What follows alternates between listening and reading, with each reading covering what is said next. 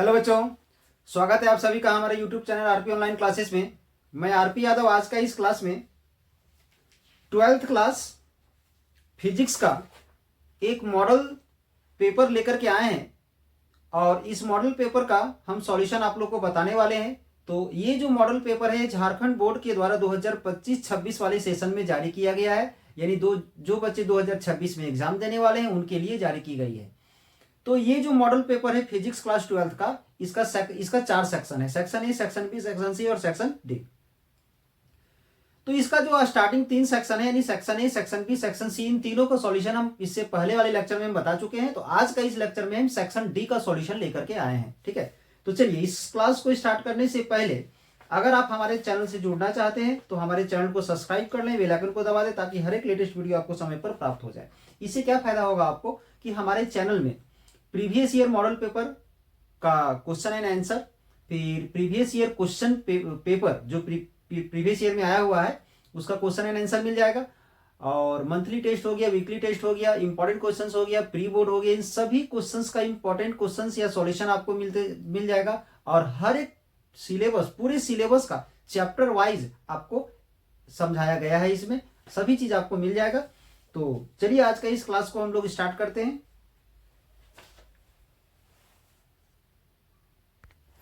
ध्यान दोगे, ये है झारखंड बोर्ड के द्वारा जारी किया गया एक मॉडल पेपर। ठीक है, और क्लास है 12, सब्जेक्ट है फिजिक्स, फुल मार्क्स है 70, टाइम आवर है 3 आवर, और बाकी 30 मार्क्स आपका कॉलेज से या स्कूल से प्रैक्टिकल के रूप में मिलेगा। ठीक है, तो सबसे पहले इसका जनरल इंट्रोडक्शन में ध्यान दोगे। ऐसे तो पहले दूसरे तीसरे लेक्चर में हम इसका जनरल इंट्रोडक्शन बता चुके हैं आप लोग को। यहाँ पर ध्यान दोगे तो सेक्शन डी हम लोग को कंप्लीट करना है। आज हम लोग को सेक्शन डी पढ़ना है। तो सेक्शन डी में क्वेश्चन 43 से लेकर 48 तक है, यानी इसमें टोटल क्वेश्चंस कितना है, तो क्वेश्चन है इसमें 6 में से किसी 4 का जवाब देना है आपको। ठीक है, और हर एक क्वेश्चंस के लिए आपको 5 मार्क्स दिया जाएगा। तो ऐसे तो हम लोग इसमें कंप्लीट 6 का सॉल्यूशन देखने वाले हैं। ठीक है, ध्यान दोगे सेक्शन डी का जो फर्स्ट क्वेश्चन है वो क्वेश्चन है derive expression for capacitance of A parallel plate capacitor and how it changes with insertion of A dielectric. ठीक है, इसके बाद क्वेश्चन नंबर 44 में क्या है, सो ध्यान दोगे explain the working of a compound microscope and how total magnification is obtained. A compound microscope has an objective lens of focal length 2 centimetre and an eyepiece of focal length 5 centimetre. If an object is placed 2.2 centimeter from the objective and the distance between objective and eyepiece is 18 centimeter, calculate the magnification produced by the objective lens। इसके बाद है derive the expression for the force on a moving charge in a magnetic field, explain the motion of a charged particle in a uniform magnetic field। Question number 46 में ध्यान दोगे derive the mirror formula. A concave mirror has a focal length of 15 centimetre and an object is placed 25 centimetre in front of it. Find the image position and magnification and state whether the image is real और virtual and upright और inverted.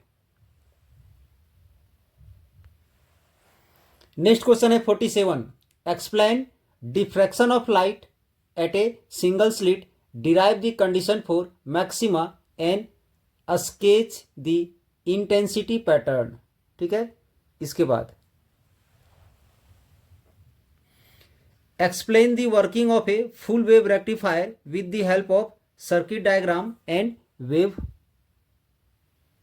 Form. तो चलिए इन सभी questions का solution भी हम लोग देखते हैं एक करके। तो ध्यान दोगे सेक्शन डी का फर्स्ट क्वेश्चन क्या था, तो सेक्शन डी का फर्स्ट क्वेश्चन है derive the expression for the capacitance of A parallel plate capacitor. पहले पैरेलल प्लेट कैपेसिटर का कैपेसिटेंस हमें डिराइव करना है। तो ध्यान दोगे हम लोग यहां पर एक पैरेलल प्लेट कैपेसिटर ले लेते हैं।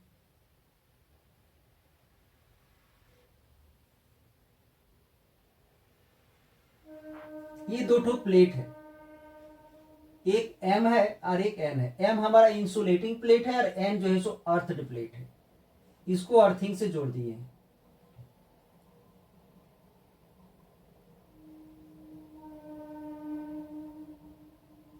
ठीक है, अब यहां पर ध्यान दोगे, इस पर पॉजिटिव चार्ज है और इस पर नेगेटिव चार्ज है। ठीक है, दोनों के बीच का डिस्टेंस है हमारा डी। तो यहां से हम ले लेते हैं, let plus q equal to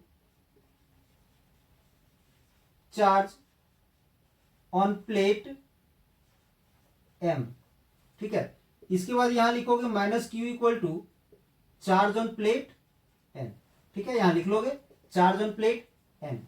D क्या है, तो डिस्टेंस बिटवीन द प्लेट्स।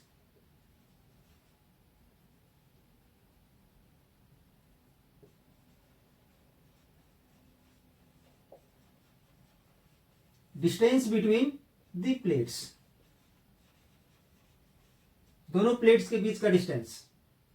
इसके बाद sigma surface charge density.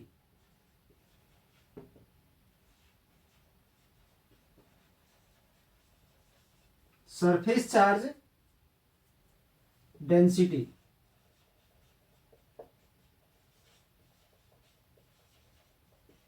On each plate, प्रत्येक प्लेट का सरफेस चार्ज डेंसिटी यानी charge per unit area. Charge per unit area. ठीक है, इसके बाद A equal to surface area of each plate.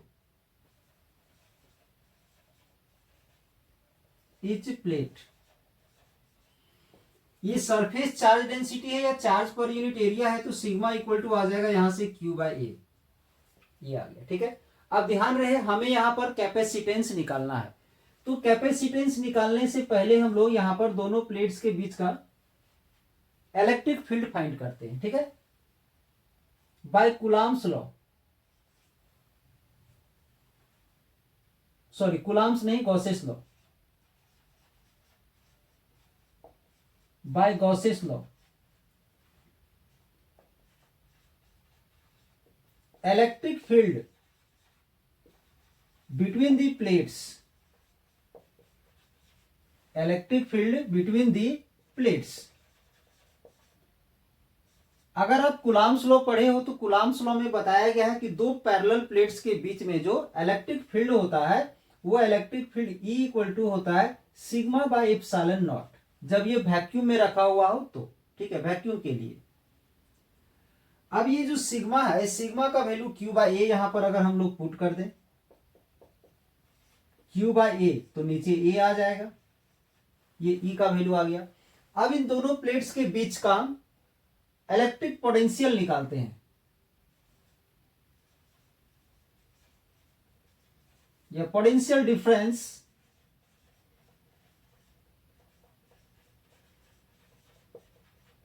Between the plates,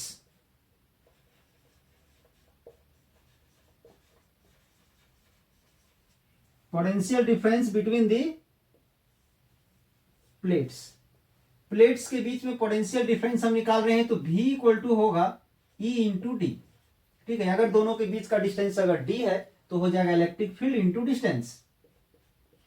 electric field का value यहां हम लोग पुट कर देंगे।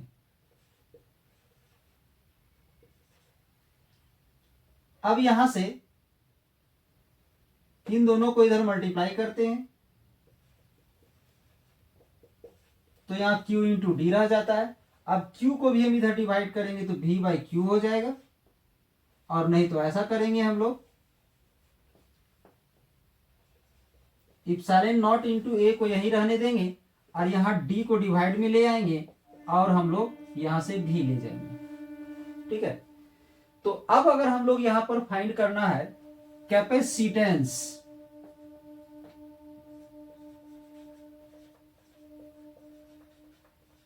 कैपेसिटेंस कैपेसिटेंस का फॉर्मूला होता है Q बाई वी। क्या होता है? तो Q बाई वी। तो Q का वैल्यू या यहां पर लिख सकते हैं कैपेसिटेंस इन वैक्यूम। जब ये वैक्यूम में रहेगा तो capacitance of capacitor, capacitance of capacitor in vacuum.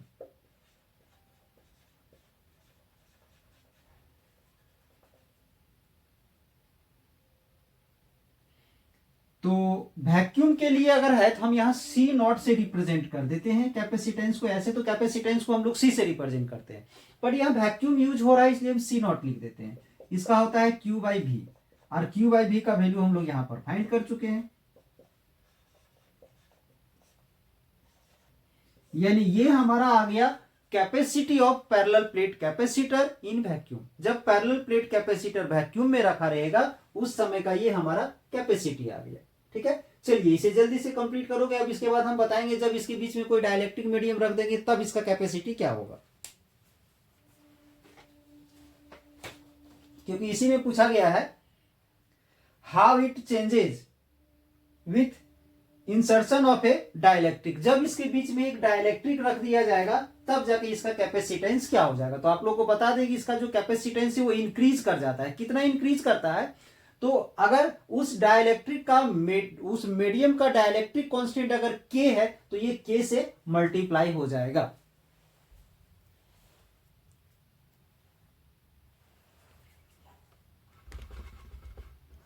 तो ध्यान दो, हम यहां पर थोड़ा सा और 2 लाइन लिखने वाले हैं।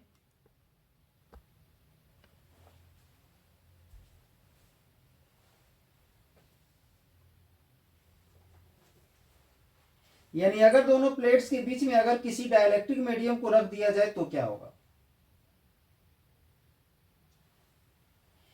अब यहां पर इफ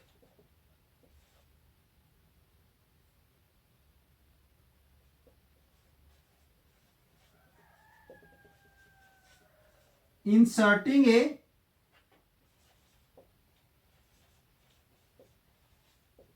डाइलेक्ट्रिक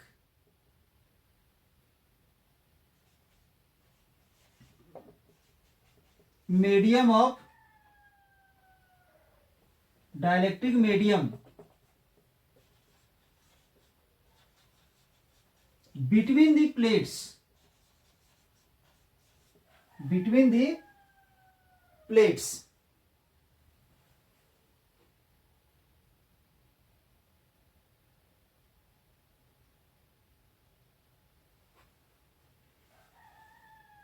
यहां लिख सकते हो if inserting A dielectric medium of dielectric constant के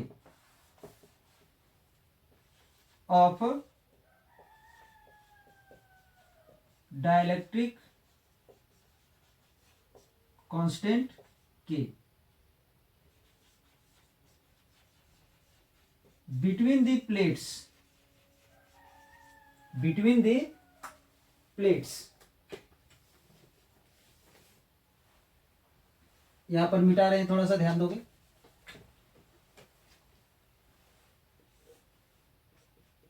देन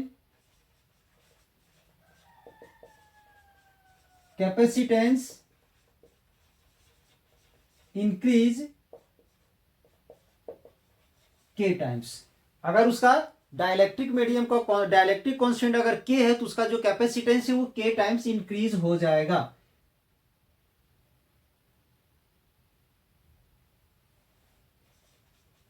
एंड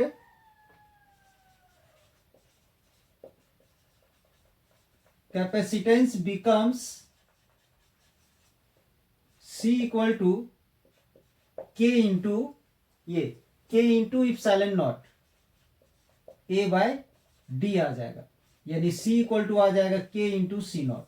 ये चलिए जल्दी से कंप्लीट करोगे। अब सेकंड क्वेश्चन लेंगे हम लोग।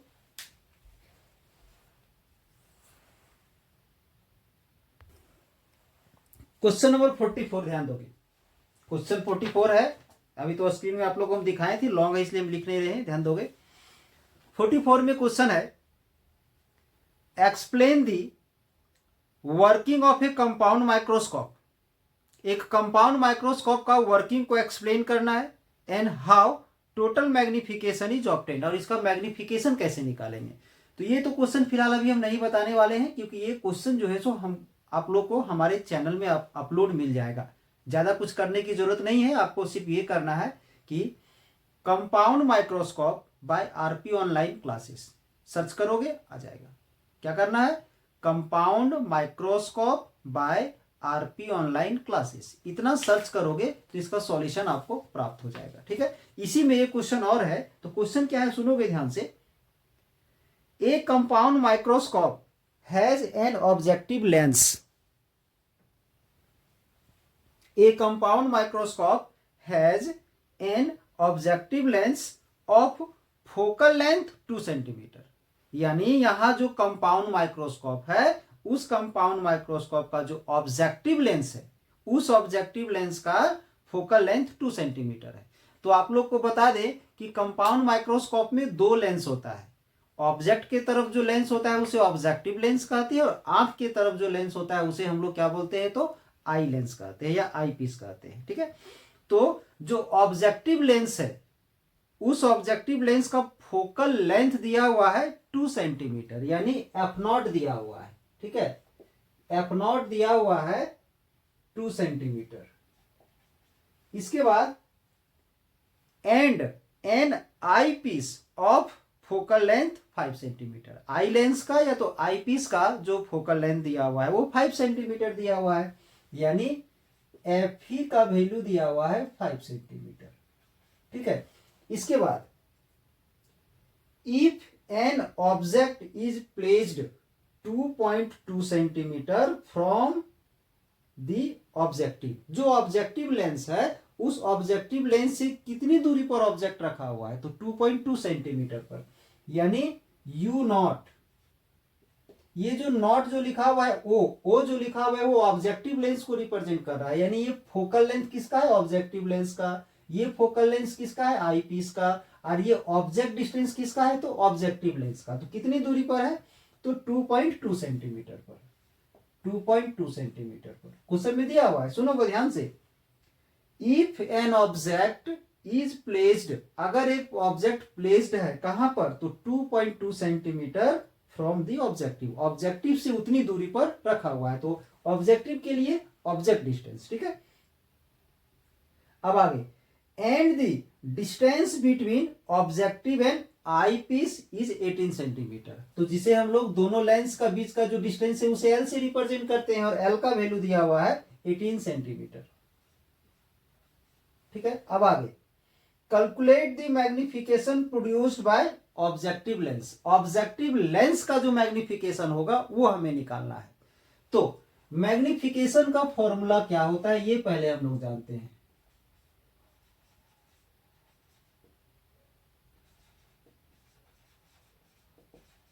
मैग्निफिकेशन का फॉर्मूला होता है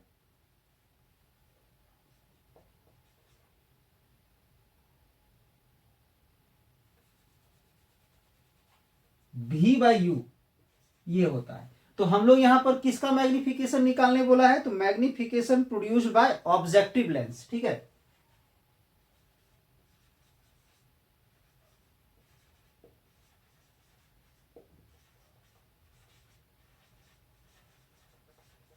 magnification produced by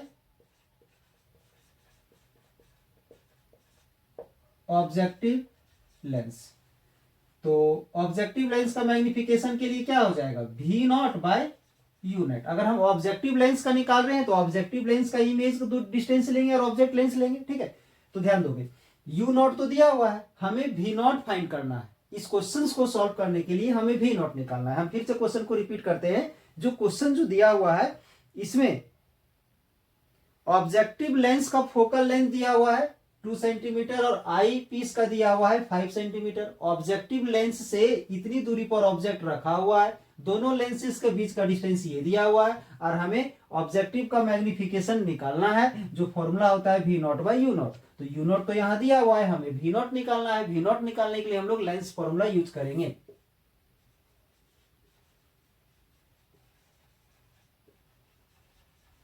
lens formula होता है 1/v minus 1/u equal to 1/f, ये होता है लेंस फॉर्मूला। तो हम लोग यहाँ लेंस फॉर्मूला यूज कर रहे हैं ऑब्जेक्टिव के लिए, तो यहाँ पर सब में नॉट लग जाएगा। हमें यहाँ पर इसका मान निकालना है, तो इसको यहीं रहने देते हैं और इसे उधर प्लस में ले जाते हैं। ठीक है, तो अब ऑब्जेक्टिव लेंस में जो लेंस यूज होता है वो कन्वेक्स लेंस होता है। तो कन्वेक्स लेंस अगर होता है तो कन्वेक्स लेंस के लिए ऑब्जेक्ट तो उसका सामने होगा, तो ये हो जाएगा नेगेटिव और बाकी सब पॉजिटिव होगा। यू नॉट का वैल्यू आ जाएगा -2.2 और एफ नॉट का वैल्यू हो जाएगा 2। इसमें एलसीएम लेने से पहले इस डेसिमल को हटा करके पॉइंट ऊपर ले जाएंगे, नेगेटिव भी ले जाएंगे, तो -10/22 प्लस 1/2। अब इसमें एलसीएम लोगे 22 का, तो आ जाएगा 1/22। ये किसका वैल्यू आया? तो 1/v0 का, 1/v0 का वैल्यू आया। थोड़ा सा नीचे दे ध्यान दोगे, ठीक है।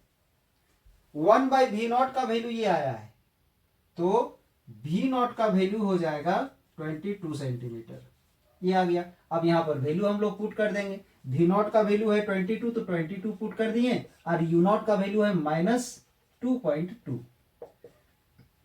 माइनस ऊपर ले जाएंगे और ये आ जाएगा 10। ठीक है, तो मैग्नीट्यूड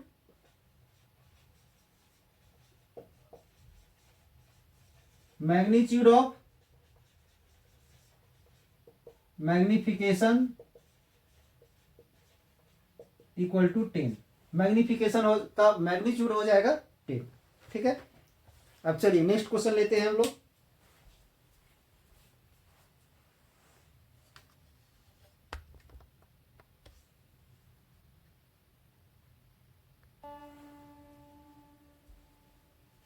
क्वेश्चन नंबर 45 है, ध्यान दोगे।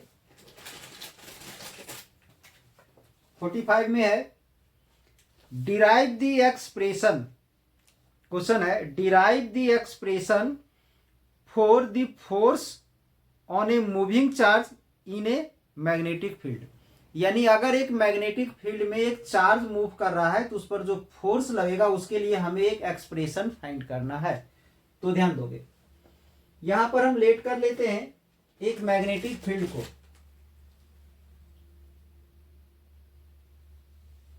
ये जो पैरेलल लाइन जो है ना, ये मैग्नेटिक फील्ड को रिप्रेजेंट कर रहा है।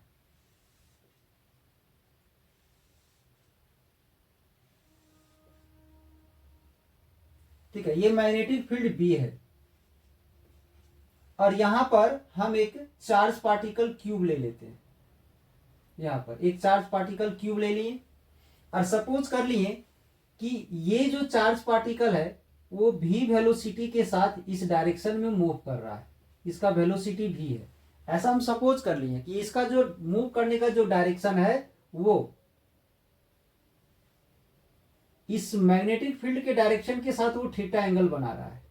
ध्यान दोगे, हम ऐसा सपोज कर लिए यहां इस मैग्नेटिक फील्ड बी में एक चार्ज पार्टिकल क्यू को रखा गया है। ये चार्ज पार्टिकल क्यू का जो वेलोसिटी है वो भी है और इसका मूव करने का जो डायरेक्शन है, वेलोसिटी का जो डायरेक्शन है, उसका मैग्नेटिक फील्ड के साथ थीटा एंगल बना रहा है। तो इस भी का यहाँ पर दो कंपोनेंट होगा, एक इधर होगा जिसे हम लोग भी कॉस थीटा कह सकते हैं, और एक इसका दूसरा कंपोनेंट जो इधर आएगा वो भी साइन थीटा होगा।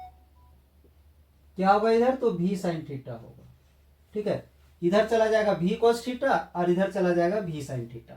तो इस पर जो फोर्स जो लगेगा, ध्यान दोगे, सबसे पहले यहां पर हम लिखेंगे let a charge particle Q is moving with velocity v in a uniform magnetic field B at an angle theta with the direction of B। B के डायरेक्शन के साथ थीटा एंगल बनाते हुए ये भी वेलोसिटी के साथ यहां पर मूव कर रहा है। ठीक है, तो ध्यान दोगे इसका जो वेलोसिटी है उसका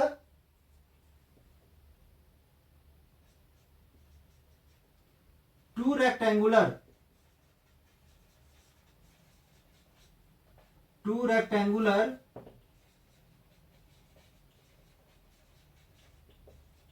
components of V are.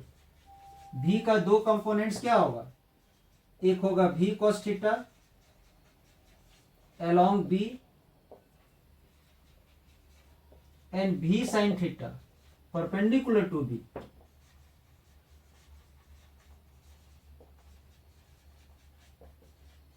b के perpendicular.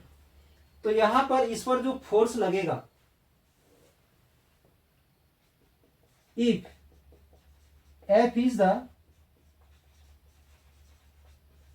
force on the charge particle, अगर चार्ज पार्टिकल पर यहां पर फोर्स अगर F लग रहा है तो ये जो फोर्स F है is the directly proportional to Q। इस पर जो फोर्स लगेगा वो Q का डायरेक्टली प्रोपोर्शनल हो जाएगा। फिर ये जो है सो हमारा डायरेक्टली प्रोपोर्शनल किसका होगा, तो V sin थीटा का होगा, ये B का होगा, B का होगा और directly proportional to V sin theta. अब आप सोच रहे होगे कि यहाँ पर V cos थीटा का यूज क्यों नहीं हुआ, क्योंकि V cos थीटा और B जो है सो इक्विवेलेंट है। ठीक है, अब यहाँ पर कंबाइनिंग कर देंगे, कंबाइनिंग ऑल, तो V प्रोपोर्शनल क्या आ जाएगा, Q into B V sin theta. ठीक है, प्रोपोर्शनल का साइन को हटा करके यहां पर हम एक कांस्टेंट K ले लेंगे।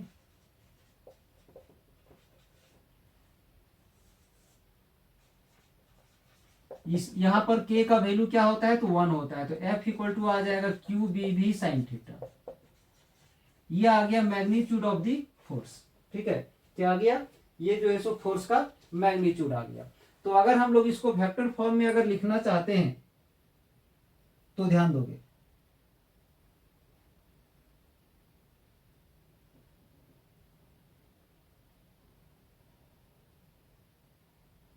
वेक्टर फॉर्म में अगर इसे हम लोग लिखना चाहते हैं तो हो जाएगा क्यू भी बी साइन थीटा।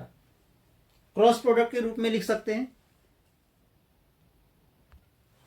इसी को अगर हम लोग वेक्टर फॉर्म में अगर लिखना चाहते हैं,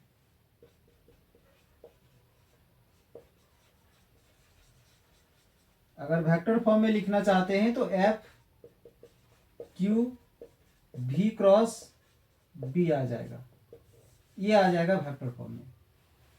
इसी में एक क्वेश्चन और है, ध्यान दोगे,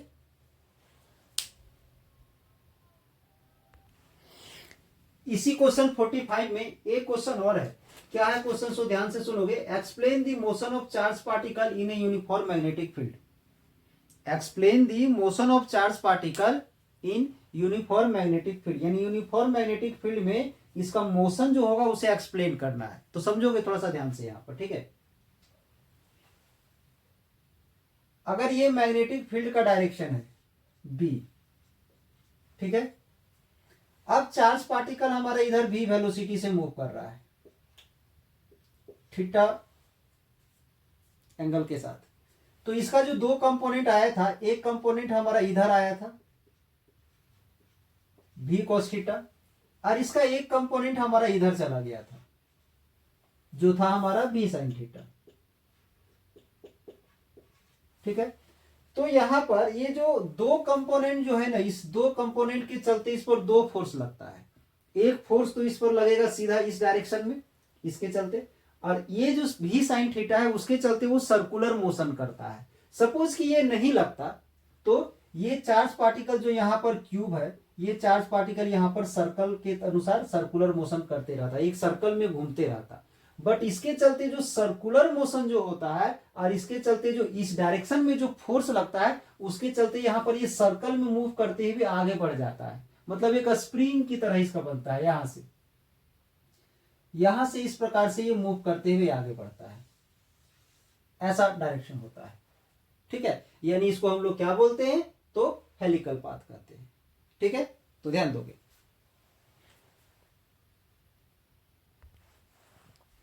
ध्यान दोगे, इसके बाद लिखोगे डायग्राम बनाने के बाद when charge particle enters at an angle theta to the magnetic field, जब ये मैग्नेटिक फील्ड में थीटा एंगल के साथ इंटर कर जाता है जाकर के the component v sin theta, ये जो कंपोनेंट v sin थीटा है इसके चलते ये क्या करता है, सर्कुलर मोशन करता है, provide circular path, while the component v cos theta के चलते ये इसी डायरेक्शन में मूव कर जाता है, will make the particles move along the field, यानी इसका चलते ये सर्कल बनाते हुए इस डायरेक्शन में मूव कर जाता है, जिस पाथ को हम क्या कहते हैं, therefore the path will be helical। ठीक है, चलिए हम लोग इसके बाद अगला क्वेश्चन लेते हैं।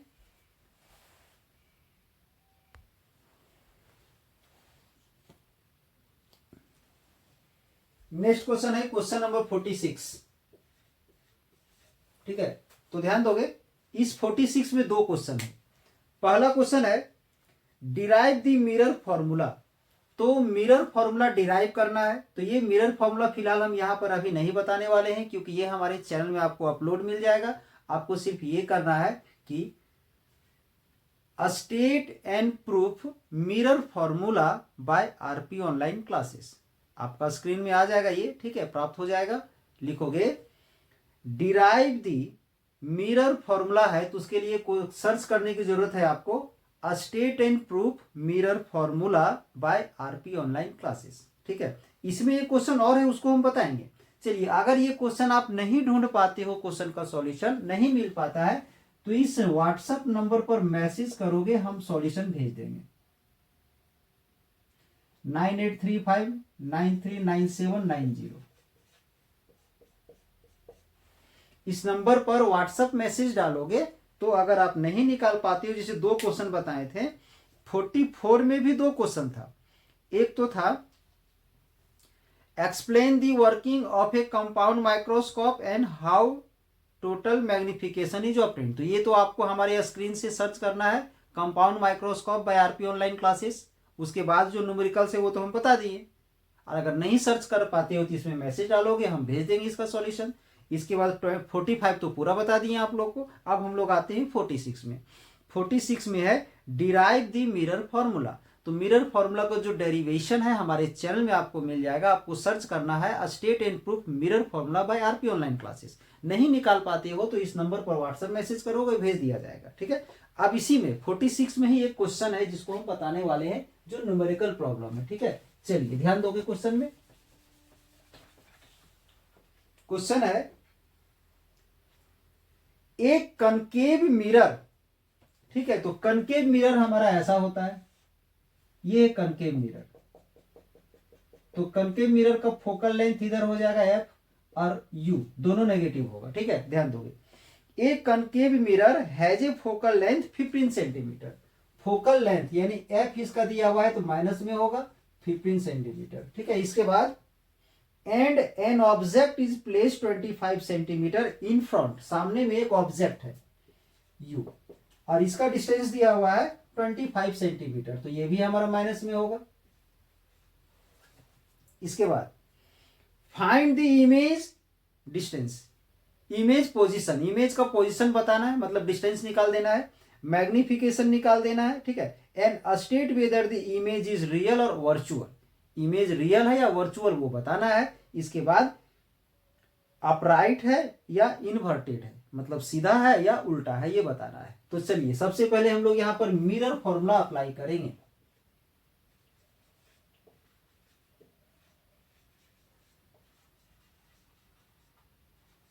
Mirror formula 1/v plus 1/u equal to 1/f का हम फॉर्मूला अप्लाई कर दिए।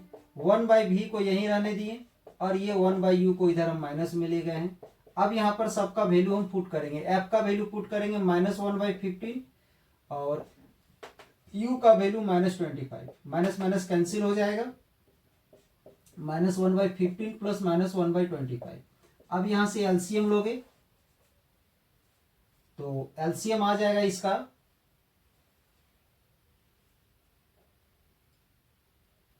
75 आएगा, यहां -5 और यहां पर आ जाएगा 3, यानी -2/75 आ जाएगा 1/v का वैल्यू। ठीक है, तो यहां से v फाइंड कर लेंगे तो रेसिप्रोकल हो जाएगा, -75/2 डिवाइड करोगे इसे,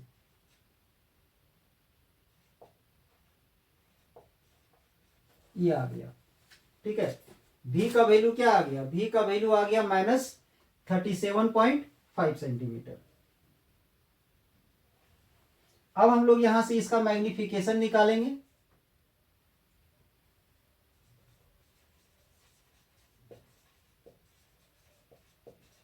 मैग्निफिकेशन का फॉर्मूला होता है -v/u।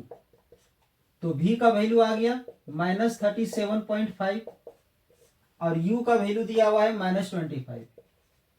माइनस से माइनस कैंसिल हो जाएगा, ये माइनस रह जाएगा, यानी 37 पॉइंट हटा देंगे, नीचे ले आएंगे इसे।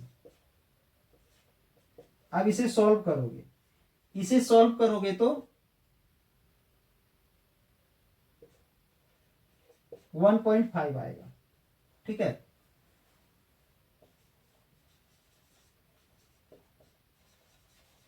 मैग्नीट्यूड ऑफ मैग्निफिकेशन, तो मैग्निफिकेशन का मैग्नीट्यूड 1.5 आ गया। अब ध्यान दोगे, इमेज डिस्टेंस हमारा ये आया। ठीक है, इमेज डिस्टेंस हमारा ये आया, नेगेटिव आया है, इसका मतलब इमेज हमारा इसी साइड बनेगा।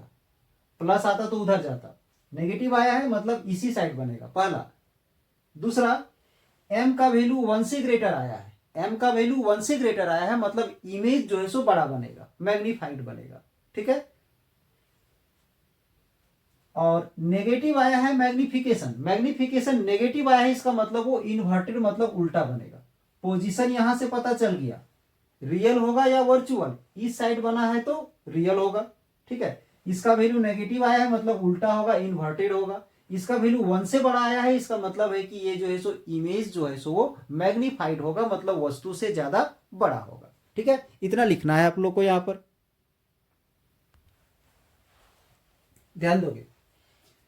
द नेगेटिव वैल्यू ऑफ भी का जो नेगेटिव वैल्यू आया है इंडिकेट्स ए रियल इमेज, वो एक रियल इमेज को इंडिकेट करता है, formed on the same side as the object, object जिधर है उधर ही बना हुआ, ये इंडिकेट कर रहा है। The negative value of m का जो नेगेटिव वैल्यू है, ये इसे हम m मान लिए, m का जो नेगेटिव वैल्यू है इंडिकेट्स एन इन्वर्टेड इमेज, मतलब उल्टा इमेज बन रहा है।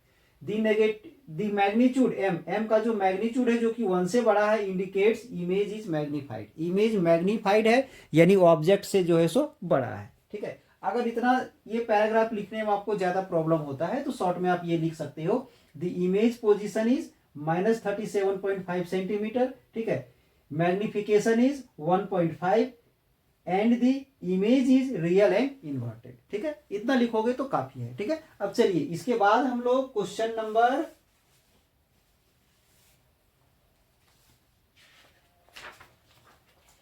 इसके बाद क्वेश्चन नंबर 47 और 48 सॉल्व करेंगे। ठीक है, तो 47 में क्या है सो ध्यान दोगे, 47 में है diffraction of light a single slit. ठीक है, क्या सॉल्व करेंगे, डिफ्रैक्शन ऑफ लाइट ये, और derive the condition for minima and sketch the intensity pattern. ठीक है, अब इसके बाद उसका अगला क्वेश्चन 48 है, क्या है, तो explain the working of a full wave rectifier with the help of A circuit diagram. ध्यान से समझोगे, full wave rectifier with the help of A circuit diagram. तो ये जो फुल वेव रेक्टिफायर जो है, फुल वेव रेक्टिफायर जो है आपका, हम ये जो क्वेश्चन है ना, ये दोनों क्वेश्चन बताएंगे आपको, फुल वेव और हाफ वेव रेक्टिफायर दोनों बताया जाएगा, हम यहां पर बताएंगे। बट इस क्वेश्चन के अनुसार जो पूछा गया है फुल वेव का, तब फुल वेव का ही एग्जाम दोगे, आंसर दोगे। अगर हम दोनों बता देते हैं तो आप जवाब एक ही का दोगे। ठीक है,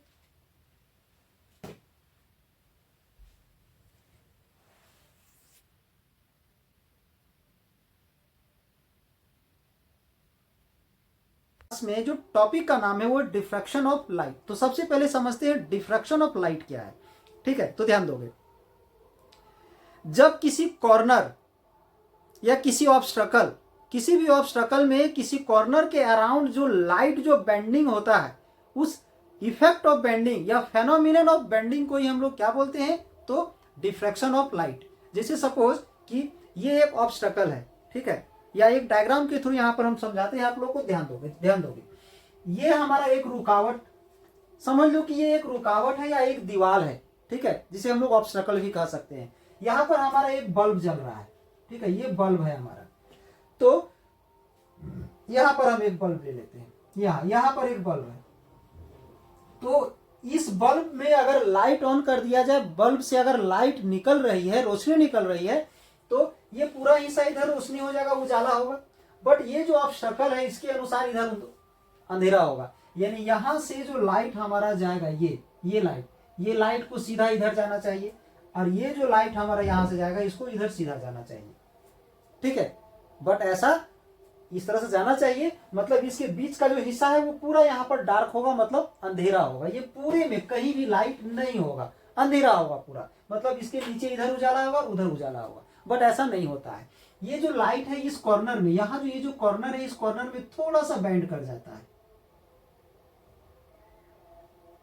इधर बेंड कर जाता है, मतलब इस हिस्से में भी कुछ ना कुछ रोशनी आ जाती है, लाइट उजाला आ ही जाता है। यहां पर भी कुछ वैसे ही होता है, ये मतलब इधर भी कुछ ना कुछ उजाला आ जाता है। सेम उसी प्रकार से यहां पर ध्यान दोगे,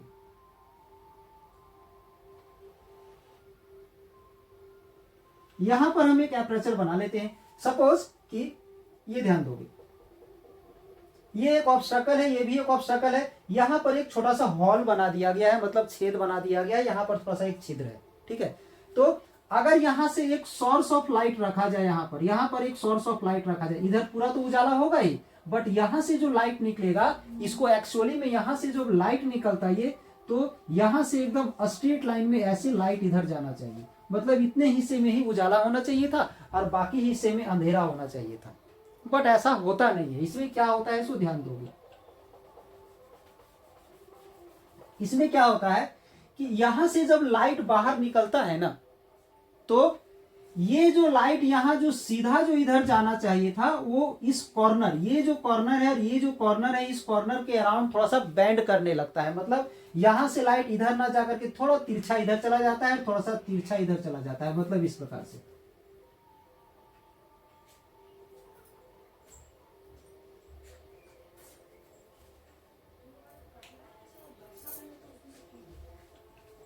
यानी यहां से जब लाइट जब निकलता है ना, तो वो इस प्रकार से जाता है, ध्यान दो, इस प्रकार से लाइट जाता है आगे, लाइट ऐसे बढ़ते जाता है।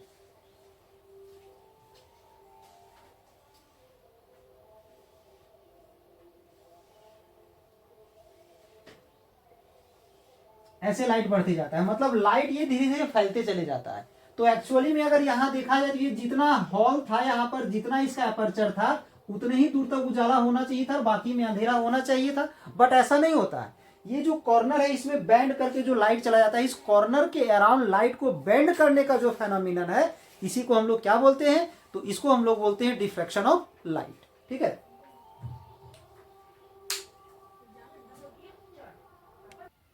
ध्यान दोगे, diffraction of light is the phenomenon of bending of light around corners of an obstacle or aperture।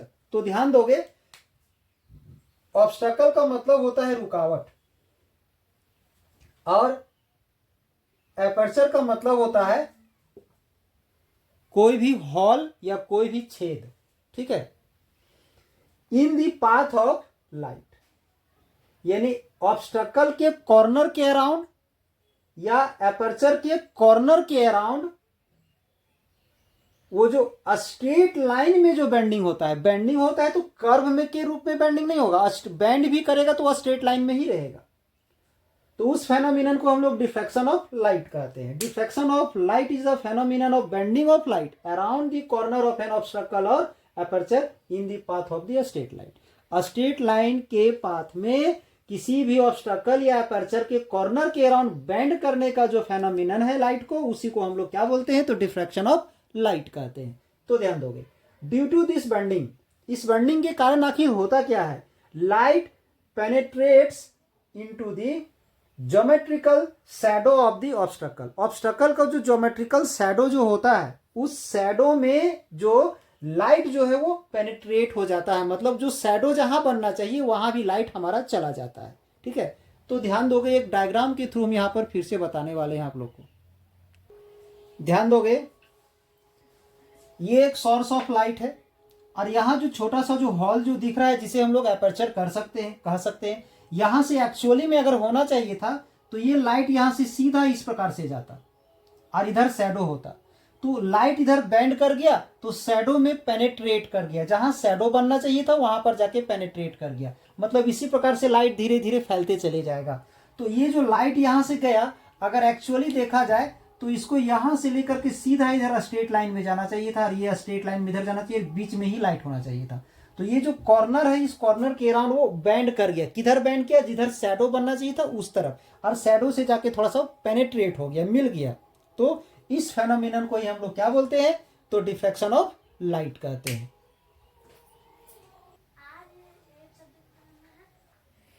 Next question है diffraction of light at a single slight. तो ध्यान दो, एक सिंगल स्लाइट मतलब एक सिंगल ऑब्स्टकल या सिंगल हॉल के द्वारा जो हमारा डिफ्रैक्शन ऑफ लाइट होगा उसके बारे में हम लोग आज डिस्कस करने वाले हैं। तो ध्यान दोगे, इसमें सबसे पहले हम लोग टू कन्वेक्स लेंसेज लेते हैं।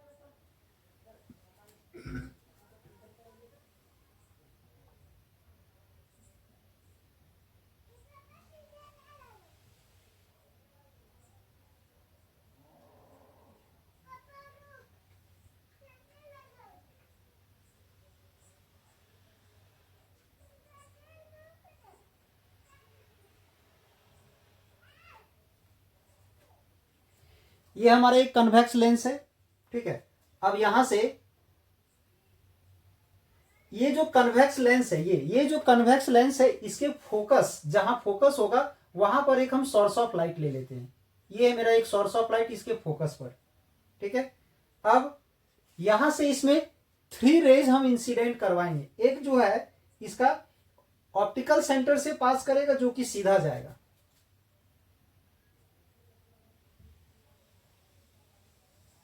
ये सीधा चला गया। ठीक है, अब इसके बाद एक रे यहां चला गया और एक रे हमारा यहां पर आ गया। ठीक है, अब ये दोनों चूंकि फोकस से आ रहा है तो यहां से रिफ्रैक्ट होने के बाद इसके ये जो हमारा लाइट है या प्रिंसिपल एक्सिस भी कह सकते हैं, इसके पैरेलल हो जाएगा।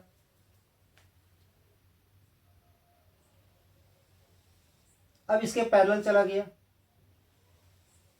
इसके पैरेलल चला गया। ठीक है, अब यहां पर हम एक सिंगल स्लिट का यूज करने वाले हैं।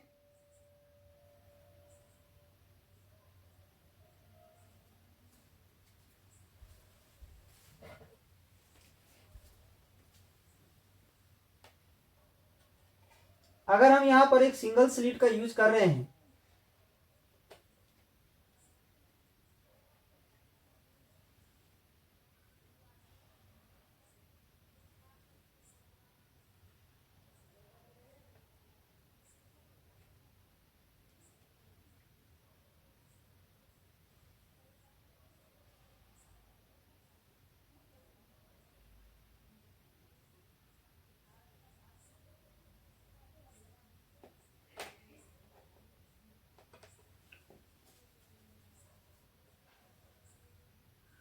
तो सिंगल स्लिट का इसलिए यहां पर यूज किया गया है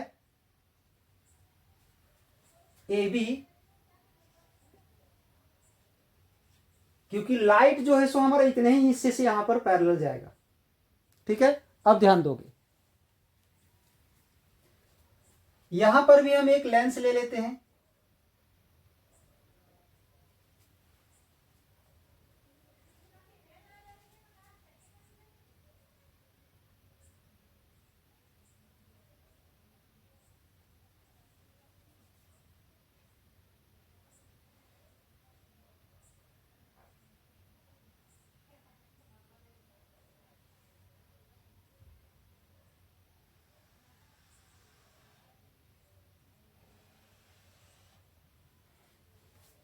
ये दोनों लेंस सेम होगा, आप लोगों को शायद यहाँ थोड़ा सा बड़ा दिखा होगा, ऐसा नहीं है, ध्यान रहे, उतना ही उसी हाइट का लेंस है।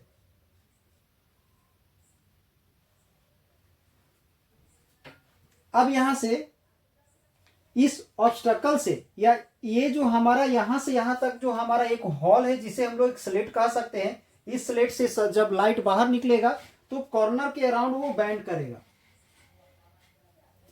तो सपोज ये कॉर्नर से हमारा ये इधर बैंड कर जाएगा, ये हमारा इधर बैंड कर जाएगा।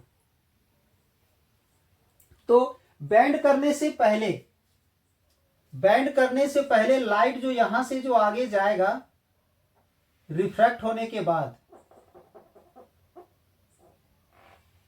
तो ध्यान दोगे जिस प्रकार से ये फोकस में सोर्स था, तो रिफ्रैक्ट होने के बाद पैरेलल हो गया, तो ये जो पैरेलल लाइट है फिर से रिफ्रैक्ट होगा तो फिर से वो फोकस में चला जाएगा। ध्यान दोगे।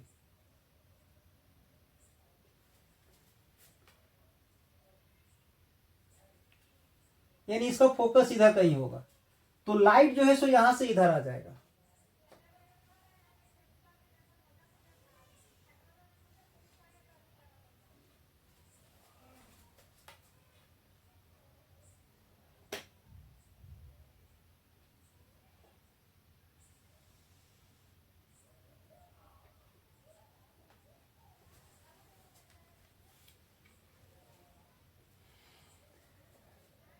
अब ध्यान दोगे, ये जो यहां सिंगल स्लिट जो रखा हुआ है, इसके चलते डिफ्रैक्शन ऑफ लाइट का यूज किया जाए तो डिफ्रैक्शन ऑफ लाइट के चलते उसका जो कॉर्नर है, कॉर्नर के अराउंड जो है सो लाइट वो क्या करेगा, तो बैंड करना स्टार्ट कर देगा।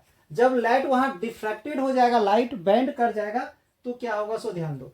हम सपोज कर लेते हैं लाइट हमारा इधर डिफ्रैक्ट हो गया है,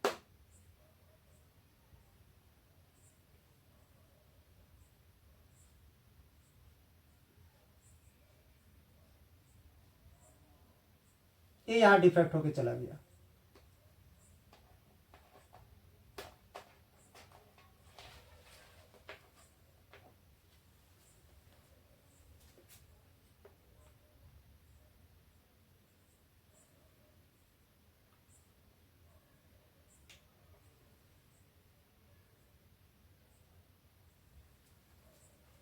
अब ये जो लाइट है हमारा इधर रिफ्लेक्ट बैंड करेगा।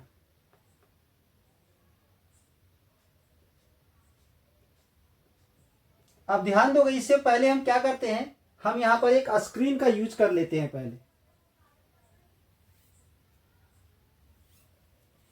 यहां पर हम एक स्क्रीन ले लिए हैं।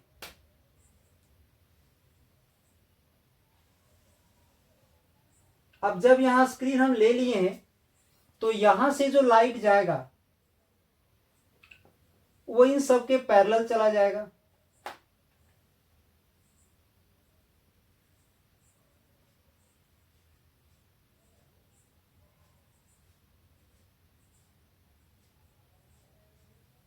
ये क्योंकि जो ऑप्टिकल सेंटर से जाता है वो सीधा रहता है, ये यहां से सीधा चला गया। अब ये यहां से जाके यहां पर जाकर के मिलेगा फोकस पर।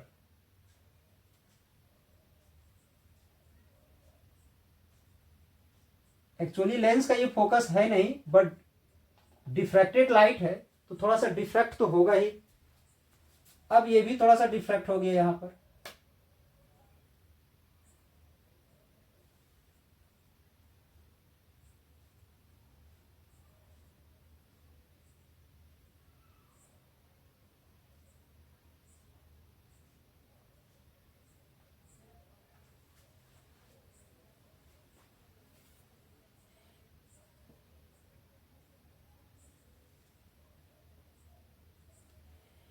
अब यहां से अगर हम इस पर परपेंडिकुलर ड्रॉ कर दे, ध्यान दोगे, इस पॉइंट से इस पर अगर हम परपेंडिकुलर ड्रॉ करते हैं,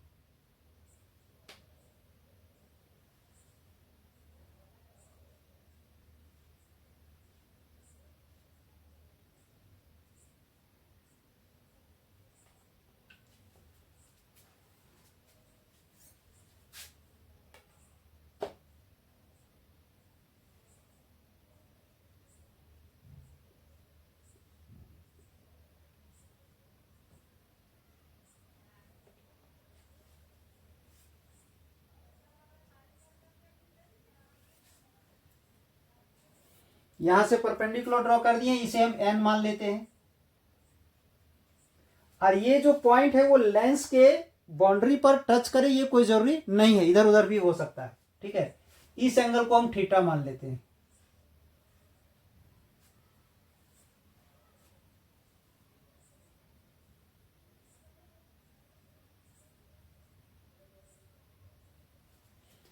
इसे एक्स वाई ले लेते हैं। ठीक है, इसे सी ले लेते हैं। इसके बाद उसे पी ले लेते हैं। इसे डी ले लेते हैं। और इधर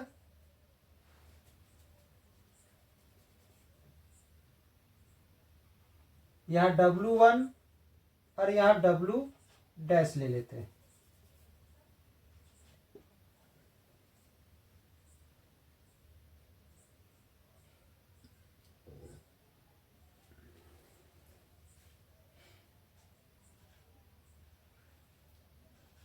इस लेंथ को हम लोग x मान लेते हैं।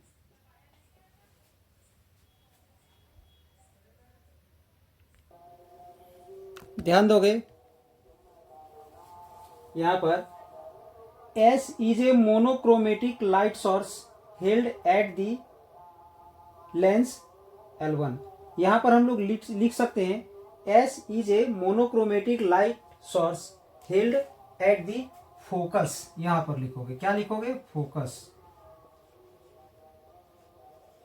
फोकस ऑफ लेंस L1, यानी ये है मेरा लेंस L1। ठीक है, लेंस L1 का जो फोकस है उस फोकस में हम एक मोनोक्रोमेटिक लाइट ऑफ सोर्स को रख दिए हैं। ठीक है, अब AB is a single slit. अब AB यहाँ पर बीच में एक सिंगल स्लिट बना हुआ है जहां से लाइट पास कर सकता है, मतलब यहाँ एक ऑब्स्टकल है ये पूरा, इस ऑब्स्टकल के बीच में यहाँ पर हॉल है। ठीक है,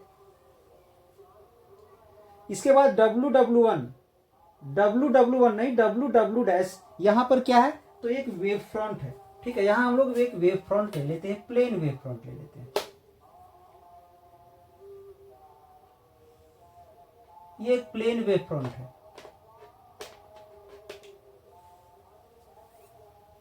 is plane wave front the diffraction pattern. अब डिफ्रैक्शन पैटर्न जो है सो ऑब्टेन ऑन द स्क्रीन, यहाँ क्या है? X Y is a screen, X Y, ये एक्स वाई क्या है? एक स्क्रीन है। और ये WW1 जो है सो डैश जो है is a plane wave front. अब डिफ्रैक्शन पैटर्न, ये जो स्क्रीन है यहाँ पर एक डिफ्रैक्शन पैटर्न जो है सो हमारा प्राप्त होता है। Diffraction pattern obtain on the screen consist of a central bright band having alternate dark and weak bright band of the decreasing intensity on both side. मतलब सेंटर में जो है सो क्या बनता है? तो वो हमारा सेंटर में बनता है एक सेंट्रल ब्राइट बैंड, मतलब सेंटर में एक ब्राइट फ्रिंज बनता है या तो बैंड कह सकते हैं। उसके बाद इसके ऊपर जाएंगे तो डार्क बनता है। ठीक है, उसके बाद मतलब बीच में हमारा ब्राइट होता है, उसके बाद डार्क, फिर ब्राइट, फिर डार्क, ऐसे बनते चले जाता है, ऊपर भी और इधर भी, दोनों तरफ ऐसे ही होते चले जाता है। ठीक है, अब आगे तो ध्यान दोगे यहां पर एक लेंस हम L2 ले लिए हैं। ये लेंस क्या है? L2। जब यहां से लाइट इस पर आकर के फोकस पर जो सोर्स ऑफ लाइट रखा है उससे लाइट जाके यहां इंसिडेंट होता है, तो अगर ये ऑब्स्ट्रकल नहीं होता, यहां एक सिंगल स्लिट नहीं बना हुआ होता, तो लाइट सीधा जाके यहां पर इस फोकस पर फोकस्ड हो जाता। बट ये सिंगल स्लिट होने के चलते यहां पर एक डिफ्रैक्शन ऑफ लाइट होता है। तो डिफ्रैक्शन ऑफ लाइट में बताया गया है कि कोई भी ऑब्स्ट्रकल हो या कोई भी अपर्चर हो तो वहां के कॉर्नर पॉइंट पर लाइट जो है सो डिफ्रैक्ट होता है, मुड़ता है। तो जिसके चलते ये जो यहाँ पर इसका जो कॉर्नर था, यहाँ जो कॉर्नर था वो ये सीधा ना जाकर के उधर उसके जहां शैडो है उधर बेंड कर दिया। लाइट यहाँ पर इधर भी बेंड कर रहा है बट हम उधर दिखाए हैं। ठीक है, लाइट हमारा इधर बेंड कर गया, कितने एंगल से बेंड कर गया वो हम दिखा देते हैं। हम सपोज कर लेते हैं यहाँ पर थीटा एंगल से बेंड किया गया है, तो ये भी मेरा थीटा होगा, उस हिसाब से ये भी मेरा थीटा आ जाएगा।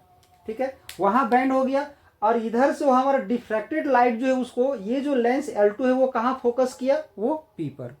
तो ये अगर सेंट्रल मैक्सिमा है तो वो हमारा सेकेंडरी फर्स्ट मिनिमा होगा, बनने वाला मिनिमा फर्स्ट ही होगा, बट उसको सेकेंडरी नाम इसलिए दिया गया है क्योंकि वो सेकेंडरी वेव जो निकला ना उसके बाद बना। कैसे बना?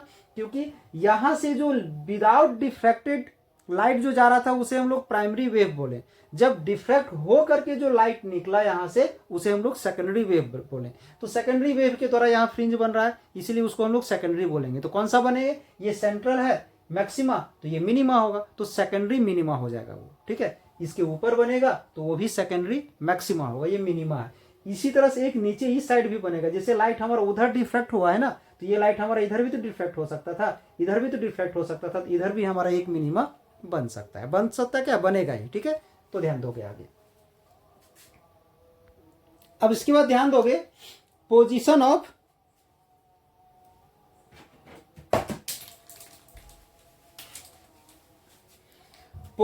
Secondary minima. ये है मेरा पोजीशन ऑफ सेकेंडरी मिनिमा। देखोगे कहां पर, सेकेंडरी मिनिमा, मतलब ये मैक्सिमा है, मैक्सिमा के बाद जो बन रहा है वो मिनिमा है, ठीक है। सेकेंडरी नाम इसलिए दिया गया है कि सेकेंडरी वेव के द्वारा बन रहा है।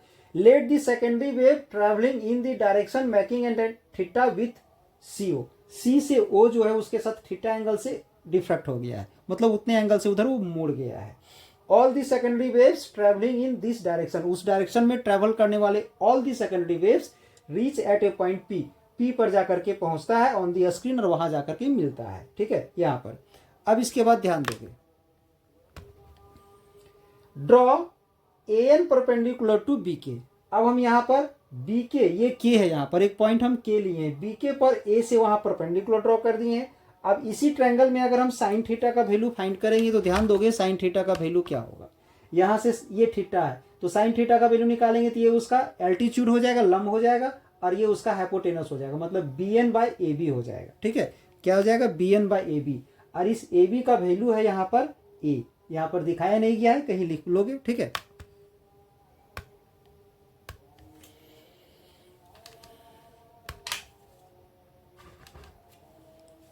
तो यहां पर हमारा BN बाय AB आ गया, इसको इधर मल्टीप्लाई कर दिए, AB का वैल्यू यहां पर A है। अगर लिखना चाहते हो तो यहां पर कहीं पर लिख सकते हो where AB equal to A, ठीक है, ये आ गया।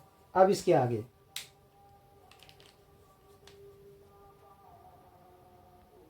अब ध्यान दोगे, path difference between the secondary waves reaching P from A to B, यानी A से और B से जाने वाला जो सेकेंडरी वेव्स है उसका पाथ डिफरेंस P पर जो पहुंच रहा है, यहाँ पर P पर पहुंचने वाले वेव्स का पाथ डिफरेंस क्या हो जाएगा, तो BN हो जाएगा, ठीक है। BN इक्वल टू क्या है, तो A साइन थीटा है। अब फॉर nth सेकेंडरी मिनिमा के लिए फॉर्मूला ये बहुत पहले हम लोग पढ़ चुके हैं कि क्या होता है पाथ डिफरेंस, तो n लैम्डा होता है, मतलब ये हमारा BN equal to n lambda हो जाएगा, और यहाँ BN का मान A साइन थीटा है। तो चूंकि यहाँ लिखे हैं nth सेकेंडरी मिनिमा, ऐसे तो ये थीटा का ही काम कर रहा है, बट यहाँ पर हम n इसलिए लिख दिए हैं क्योंकि ध्यान दोगे थोड़ा सा, यहाँ पर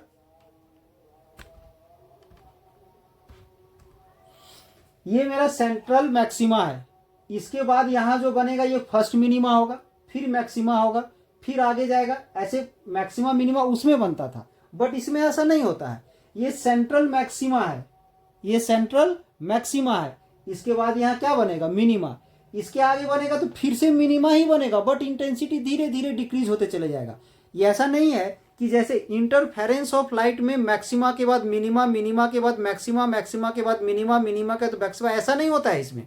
इसमें क्या होता है, जो सेंटर में होता है वो सबसे मैक्सिमा होता है, इसके बाद जो बैंड बनता है वो इससे कम इंटेंसिटी वाला होता है, इसके बाद जो बनता है इससे भी कम इंटेंसिटी वाला होता है, इसके बाद जो होता है वो कम इंटेंसिटी, मतलब सब मिनिमा ही होते चले जाता है, मतलब मैक्सिमा इसमें एक ही होता है हमारा। ये नहीं है कि मैक्सिमा के बाद यहाँ मिनिमा बन गया तो फिर से मैक्सिमा बनेगा, ऐसा नहीं होता है इसमें।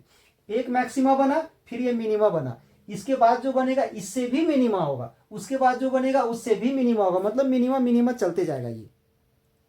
तो ये फर्स्ट मिनिमा है, वैसे ऊपर जाएगा तो सेकंड मिनिमा होगा, उसके बाद जाएगा तो और मिनिमा होगा। उस प्रकार से हम यहाँ पर क्या लिखे हैं, तो nth सेकेंडरी लिखे हैं, ठीक है, nth सेकेंडरी मिनिमा, इसलिए हम यहाँ पर n लिख दिए हैं, ठीक है। जैसे यहाँ पर थीटा एंगल से मुड़ा है, और ज्यादा मुड़ता तो और मिनिमा बोलते चले जाता, मतलब ये सेकेंडरी फर्स्ट मिनिमा है, फिर सेकेंडरी सेकेंड मिनिमा होता, सेकेंडरी थर्ड मिनिमा होता। तो ये हमारा एंगल कितने एंगल से डिविएट किया है, पहले वाले से दूसरे वाले से, जैसे कि मान लो कि थीटा 1 मतलब पहला मिनिमा। अब इसमें लाइट थोड़ा और ज्यादा बेंड कर जाएगा तो जो मिनिमा बनेगा वो सेकेंडरी मिनिमा होगा। तो थीटा 1 मतलब पहले सेकेंडरी मिनिमा के लिए, थीटा 2 मतलब सेकेंडरी मिनिमा के लिए, थीटा 3 मतलब तीसरे सेकेंडरी मिनिमा के लिए। तो एंगल बढ़ते चले जाता है धीरे धीरे, ठीक है। तो उसी का वैल्यू यहां पर निकालने के लिए बताया गया है, ध्यान दोगे। तो जैसे कि यहां पर इसको दोनों को इक्वेट करके साइन थीटा एन का वैल्यू ये निकाल लिए। अब यहाँ जो एन है, एन का वैल्यू 1 लेंगे तो फर्स्ट सेकेंडरी मिनिमा का एंगल निकलेगा, कितना एंगल से मुड़ा लाइट। सेकेंड के लिए सेकेंडरी मिनिमा के लिए यहाँ 2 ले लेंगे, थर्ड के लिए यहाँ पर 3 ले लेंगे, 4 के लिए यहाँ पर 4 ले लेंगे, ऐसे ही चलते चले जाएगा, ठीक है। इसी के बाद इसी में ध्यान दोगे पोजीशन ऑफ सेकेंडरी मैक्सिमा के लिए, तो मैक्सिमा के लिए उसका पाथ डिफरेंस हमारा 2n+1 λ/2 आ जाएगा। अब इसको हम लोग इक्वेट करेंगे a sin θ1 से, तो आ जाएगा a sin θn equal to 2n+1 λ/2। अब यहां से a को डिवाइड कर देंगे,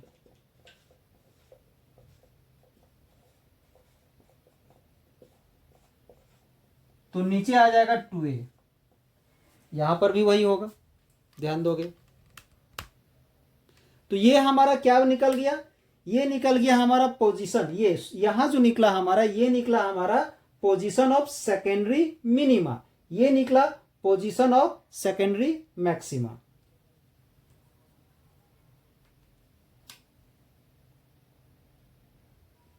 ध्यान दोगे, नेक्स्ट क्वेश्चन है इसी में, width of the central maxima, यानी यह भी क्या बताएं कि यहां जो सेंटर में जो एक मैक्सिमा जो बनता है उसकी चौड़ाई कितना होगा। तो एक चीज ध्यान रखोगे, अगर ये सेंट्रल मैक्सिमा है तो इसके ऊपर भी एक सेकेंडरी मिनिमा बनेगा और नीचे भी हमारा एक सेकेंडरी मिनिमा बनेगा।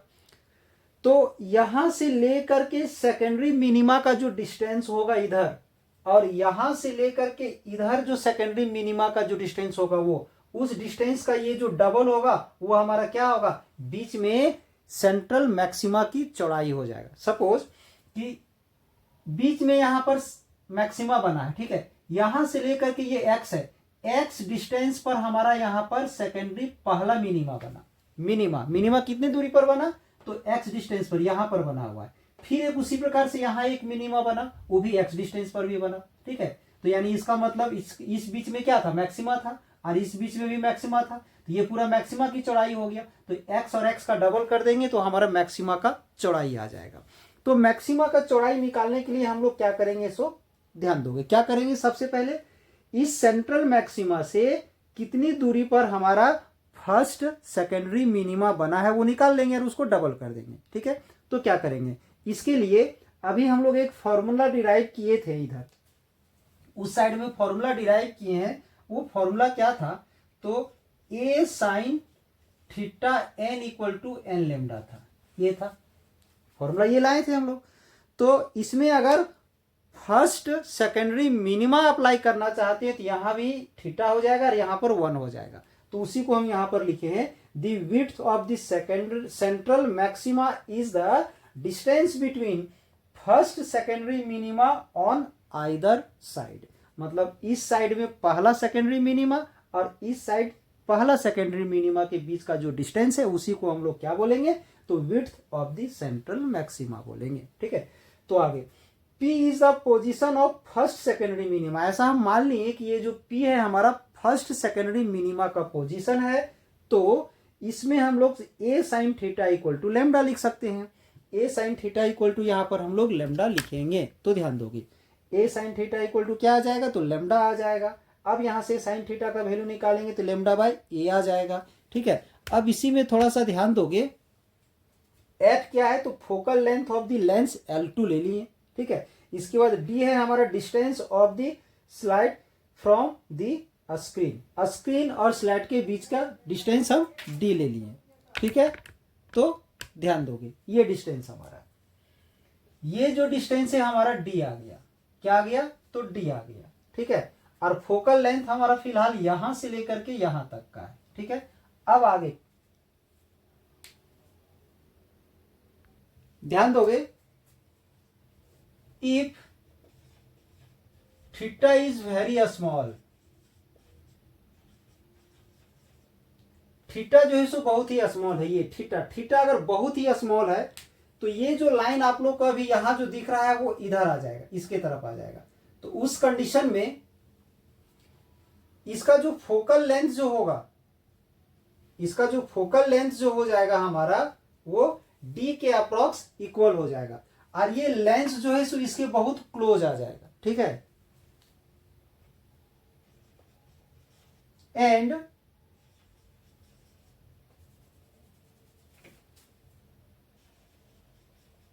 Lens L2 is very close to AB।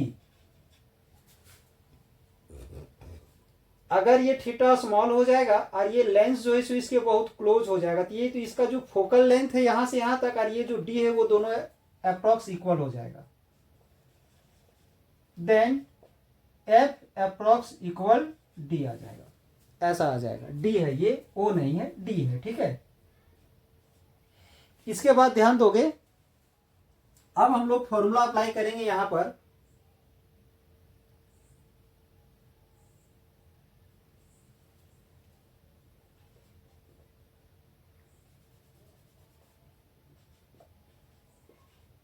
In triangle COP, COP में साइन थीटा इक्वल टू निकालेंगे तो क्या आ जाएगा, पीओ बाय सीओ आ जाएगा।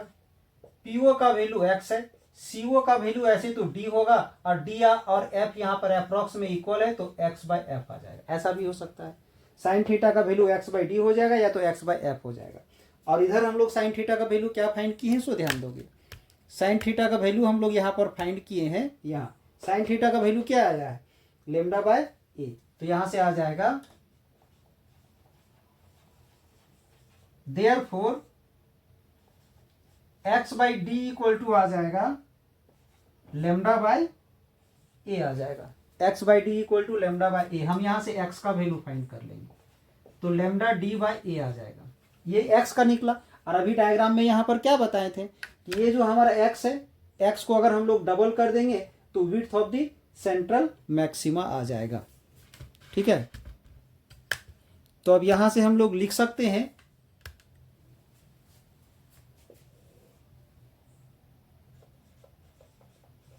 hence width of central maxima, central maxima या मैक्सिमम एक ही बात है। सेंट्रल मैक्सिमा का विड्थ इक्वल टू क्या हो जाएगा, तो 2x हो जाएगा, और इसका वैल्यू क्या आ जाएगा, 2 लेमडा डी बाई ए, ठीक है। यानी इसे हम लिख सकते हैं 2x equal to 2 lambda D by A, या तो फिर 2 लेमडा एफ बाई ए, क्योंकि डी और एफ जो है सो इक्वल है।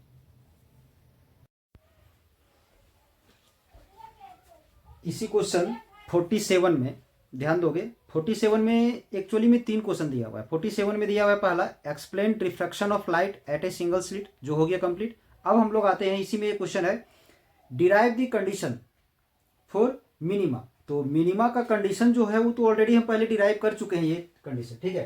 कंडीशन फॉर मिनिमा ये हम लोग ऑलरेडी पहले डिराइव कर चुके हैं, उसका कुछ स्पेशल कंडीशंस हम यहाँ पर बता दे रहे हैं। तो कंडीशंस क्या है कि n इक्वल टू +-1 +-2 +-3 अगर हम पुट करते हैं, और ध्यान रखोगे theta is the very small, then theta is the very small, जब थीटा बहुत ही स्मॉल होगा तो sine theta n equal to approximately theta n होगा। तो यहाँ पर हम थीटा n पुट कर दिए। अब अगर हम यहाँ पर n के जगह पर हम वैल्यू पुट कर देते हैं तो थीटा का वैल्यू क्या आती जाएगा, थीटा का वैल्यू आ जाएगा +- लेमडा बाई ए, फर्स्ट के लिए पहला मिनिमा। दूसरा मिनिमा के लिए बनेगा +-2 लेमडा बाई ए, फिर +-3 लेमडा बाई ए। यानी कहने का मतलब ये है कि हमारा ये जो स्क्रीन जो था, स्क्रीन में एक जो पॉइंट था हमारा, इधर पहला मिनिमा, इधर पहला मिनिमा, इधर दूसरा मिनिमा, इधर दूसरा मिनिमा, ऊपर दोनों तरफ से मिनिमा बनेगा।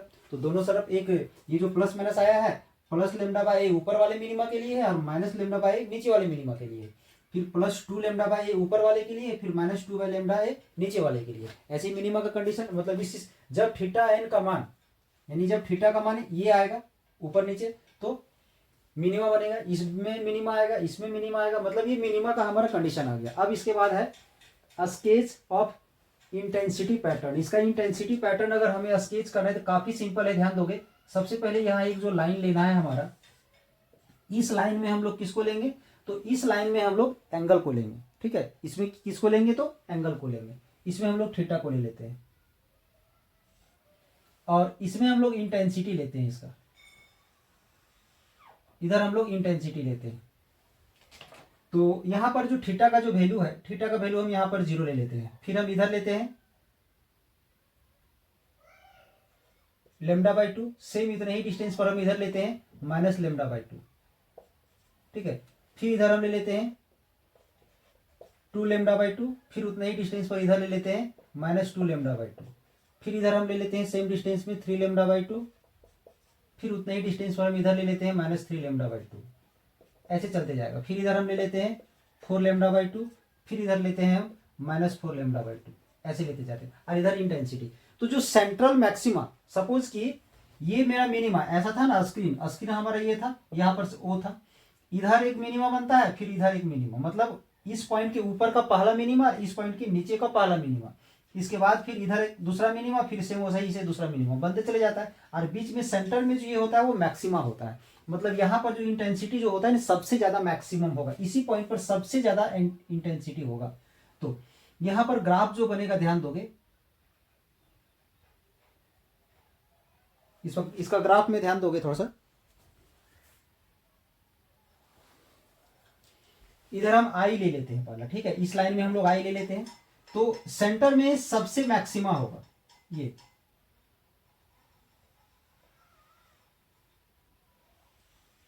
ठीक है। इसके बाद ध्यान रहे, यहां पर मिनिमा होगा, यहां पर मिनिमा होगा, यहां पर मिनिमा होगा, यहां पर मिनिमा होगा, सेम उसी प्रकार से यहां मिनिमा होगा, यहां मिनिमा होगा, यहां, फिर यहां पर भी मिनिमा और यहां पर भी मिनिमा, बीच में थोड़ा सा मैक्सिमा होगा, ऐसा।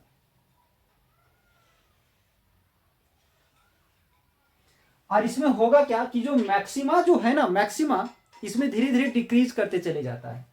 सेंट्रल मैक्सिमा बहुत ही ज्यादा होता है।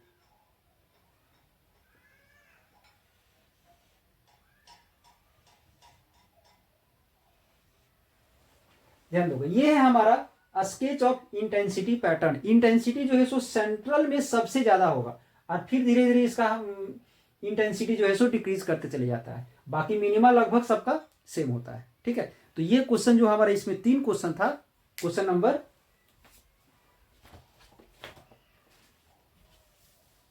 47 में ये कंप्लीट हो गया, ठीक है।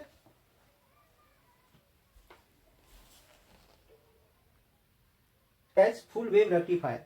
तो PN junction diode full wave rectifier के रूप में कैसे काम करता है, उसके लिए सबसे पहले हम लोग सर्किट डायग्राम देखते हैं।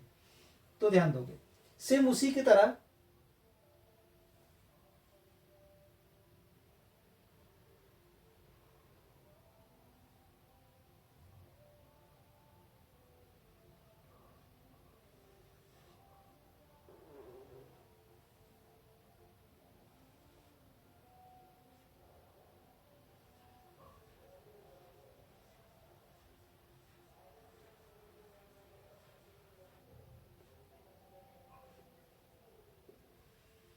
एक हम लोग प्राइमरी कॉइल ले लेते हैं,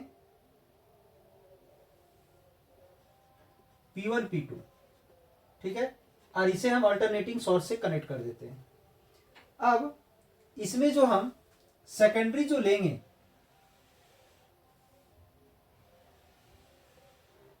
इस सेकेंडरी में ध्यान दोगे,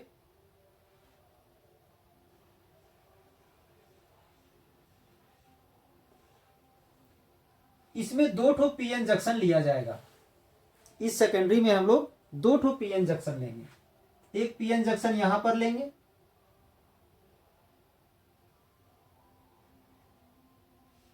एक पीएन जंक्शन यहां लेंगे।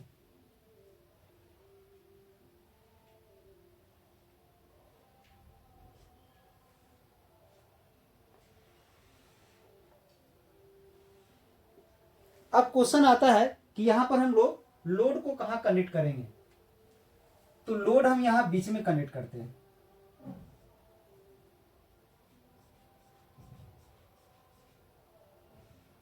ये है मेरा लोड आर, ठीक है।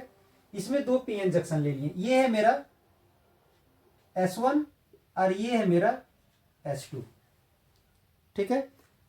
अब ध्यान दोगे, इसी में एक डायग्राम हमको इसमें और बनाना है। अगर आपके जिस पेज में या कॉपी में लिख रहे हो अगर उसमें स्पेस है तो इसी को यहां पर भी बना सकते हो, नहीं है तो उसका नीचे बना सकते हो। तो ध्यान दोगे, एक दूसरा डायग्राम हम ले रहे हैं।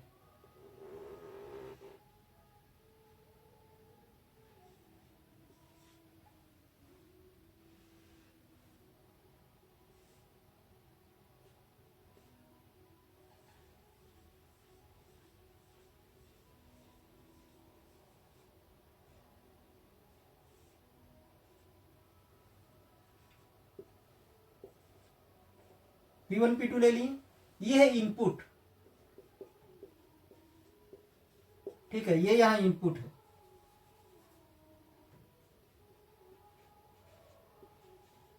ठीक है। अब इसमें ध्यान दोगे,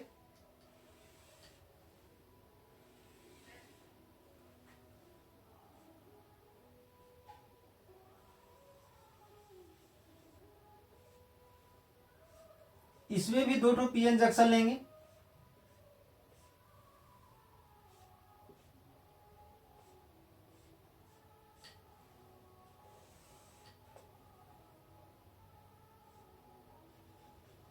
यहां लोड होगा, ये होगा S1, ये होगा S2। आखिर यहां पर दो बार सर्किट क्यों ड्रॉ किया गया है? सर्किट तो रहेगा एक ही, बट समझाने के लिए सिर्फ दो बार ड्रॉ किया गया है। तो ध्यान दोगे क्या है इसमें, कंडीशन क्या है, तो ध्यान दोगे। स्टार्टिंग में अगर ये नेगेटिव है और ये पॉजिटिव है तो ये पॉजिटिव हो जाएगा और ये नेगेटिव हो जाएगा, ठीक है। अगले ये पॉजिटिव हाफ साइकिल के लिए, पहले हाफ साइकिल या पॉजिटिव हाफ साइकिल के लिए, फिर जब नए हाफ साइकिल में हम जाते हैं तो डायरेक्शन तो चेंज होता है अल्टरनेटिंग करंट का। तो यहां पर क्या हो जाएगा, तो पॉजिटिव हो जाएगा, यहां नेगेटिव हो जाएगा, यहां नेगेटिव हो जाएगा, यहां पॉजिटिव हो जाएगा। तो अब ध्यान दोगे, इसमें दो पीएन जंक्शन लिया गया है, ठीक है। तो ध्यान दोगे यहां पर पॉजिटिव टू पॉजिटिव, ये है P और N, यहां पर ये P है और ये N है, यहां पर भी ये P है और ये N है, यहां पर भी ये P है और ये N है, ठीक है। तो ध्यान दोगे यहां पर पॉजिटिव टू पॉजिटिव है, तो जब पॉजिटिव टू पॉजिटिव रहता है तो फॉरवर्ड बाइस्ड होता है, फॉरवर्ड बाइस्ड में रेजिस्टेंस लो हो जाता है, रेजिस्टेंस लो हो जाता है तो करंट फ्लो होगा। यानी इस कंडीशन में यहां करंट फ्लो होगा यहां, और यही करंट यहां से फ्लो होते हुए हमारा यहां से घूमते हुए ये लोड में पहुंच जाएगा। मतलब हमारा जो लोड है, लोड में जो भी चीज है, हमारे घर का जो भी इंस्ट्रूमेंट है, जहां तक पर हमें करंट को भेजना है वो है, ठीक है। तो इसमें करंट तो फाइनली हमारा पहुंच गया। अब यहां पर आउटपुट लिखना है, लिख सकते हो।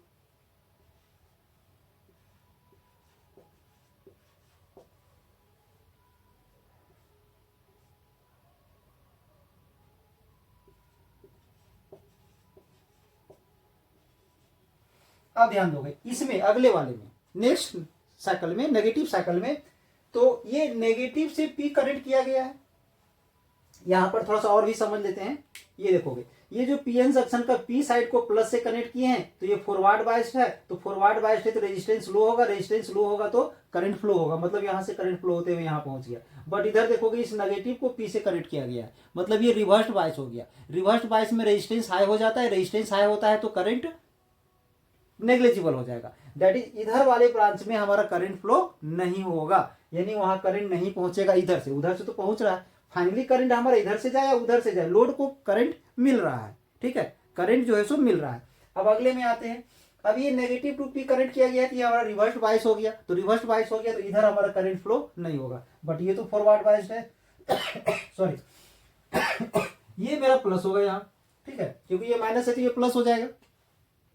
और जब ये प्लस को पी साइड से कनेक्ट किया गया है तो ये हमारा फॉरवर्ड बाइस्ड हो गया, और अगर ये फॉरवर्ड बाइस्ड है तो इसमें करंट फ्लो होगा, और अगर इसमें करंट फ्लो हो रहा है तो करंट यहां से घूमते हुए यहां पहुंचेगा तो इधर जाएगा। तो ध्यान दोगे, पॉजिटिव हाफ साइकिल के समय में आउटपुट को करंट मिला, नेगेटिव हाफ साइकिल के समय में भी आउटपुट को करंट मिला, और वो भी ध्यान दोगे दोनों कंडीशन में आउटपुट का डायरेक्शन, करंट का डायरेक्शन सेम है। इस समय करंट का डायरेक्शन हमारा इधर है और इस समय भी करंट का डायरेक्शन हमारा इधर है। इसका मतलब अगर आउटपुट में दोनों साइकिल में करंट अगर पहुंच रहा है तो वो भी हमारा सेम डायरेक्शन का, मतलब वो डायरेक्ट करंट ही होगा, डायरेक्शन चेंज नहीं हो रहा है आउटपुट में। ऐसा नहीं है कि उस समय पॉजिटिव था इस समय नेगेटिव था, दोनों में सेम डायरेक्शन है, जैसा डायरेक्शन उस समय वैसा डायरेक्शन इस समय। यानी करंट तो फ्लो हो रहा है दोनों साइकिल में, बट दोनों साइकिल का डायरेक्शन सेम है, तो हो गया डायरेक्ट करंट। और दोनों साइकिल में करंट फ्लो हो रहा है, इसलिए वो फुल वेव रेक्टिफायर हमारा हो गया। ठीक है, अब चलिए इसका थोड़ा सा स्टेटमेंट हम लोग लिखते हैं, ध्यान दोगे। An alternating source is connected to the primary coil P1 P2 and two PN junctions are connected to secondary coil S1 S2 through resistance load R। यानी P1 P2 में हम एक प्राइमरी सोर्स को कनेक्ट कर दिए हैं, और ये जो S1 S2 है उसमें दो ठो PN जंक्शन कनेक्ट कर दिए, वो भी लोड R को लेते हुए दोनों कंडीशंस में है, तो एक ही, अलग अलग दिखाया गया है सिर्फ फर्स्ट पॉजिटिव साइकिल के लिए और नेक्स्ट नेगेटिव साइकिल के लिए। तो ध्यान दोगे, इसका वर्किंग में ध्यान दोगे, सेम वैसे ही चलेगा। During positive half cycle of the input AC suppose P1 is negative and P2 is positive. यानी पॉजिटिव हाफ साइकिल में इसे नेगेटिव और इसे पॉजिटिव मान लिया गया है, तो S1 becomes positive and S2 becomes negative. तो इस कंडीशन में ध्यान दोगे, the upper PN junction is forward biased. जो अपर पीएन जंक्शन है वो फॉरवर्ड बायस्ड है, क्योंकि प्लस टू प्लस जुड़ा हुआ है। ठीक है, तो जिसके चलते इधर ये फॉरवर्ड बायस्ड है, मतलब इसका रेजिस्टेंस लो है, इसका रेजिस्टेंस लो है, मतलब इधर से करंट फ्लो हो रहा है, करंट फ्लो होते हुए यहाँ पर आ गया ए से बी के डायरेक्शन में। बट ये रिवर्स बायस होने के चलते इधर से करंट फ्लो हमारा नहीं हुआ, हाई वोल्टेज के हाई रेजिस्टेंस हो जाने के चलते। ठीक है, तो ध्यान दोगे, the upper PN junction is forward biased and the lower PN junction is reversed bias. जो लोअर पीएन जंक्शन है वो क्या हो जाता है, तो रिवर्स्ड बायस हो जाता है। ध्यान दोगे, The upper PN junction is forward biased and the lower PN junction is reversed biased। तो इसका मतलब है कि अपर वाले से करंट फ्लो होगा, the forward current flows through upper PN junction, upper PN junction से होते हुए हमारा करंट फ्लो होगा। ठीक है, अब फिर से लिखोगे, यहां लिखा नहीं गया, आप लोग को लिखना है। ठीक है, फिर लिखोगे इसके लिए, ड्यूरिंग